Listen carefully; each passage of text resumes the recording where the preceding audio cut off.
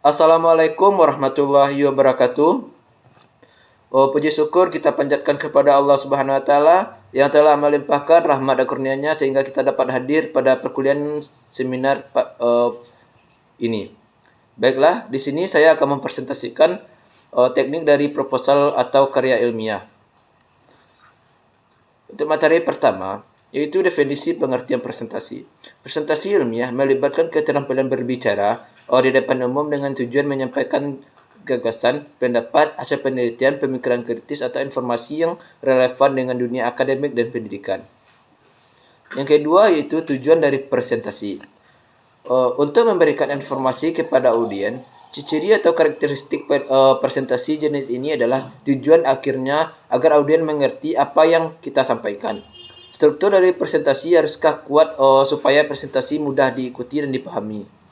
Yang ketiga yaitu penjelasan dari presentasi ilmiah. Presentasi ilmiah yang disampaikan secara lisan merupakan teknik yang efektif dan populer di kalangan profesional untuk mentransfer informasi kepada pendengar agar informasi dapat diserap dengan baik secara mudah. Presentasi ilmiah sama halnya dengan kelompok diskusi, merupakan satu aktivitas yang hidup, bukannya sekedar menyampaikan informasi atau data penelitian belakang, namun bertujuan untuk menyatu dengan hadirin dengan penyampaian yang efektif. Selanjutnya yaitu persiapan presentasi.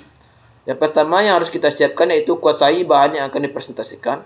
Yang kedua, menguasai alat atau peraga atau alat bantu. Yang ketiga, membaca siapa audiens. Yang terakhir yaitu menguasai panggung dan lingkungan. Materi selanjutnya yaitu teknik presentasi proposal atau karya ilmiah. Kata kunci yang menjadi penekanan dalam presentasi sebenarnya adalah persiapan. Persiapan yang dimaksud adalah termaksud memperbanyak latihan berbicara di depan audiens yang disampaikan. Latihan-latihan yang dilakukan tersebut sebenarnya mempunyai tujuan utama untuk meningkatkan kepercayaan diri dalam menghadapi audiens.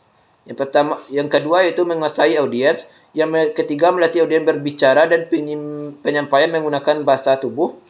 Hindari berbicara sambil melihat slide. Yang terakhir, mempersiapkan materi secara matang. Adapun teknik presentasi proposal.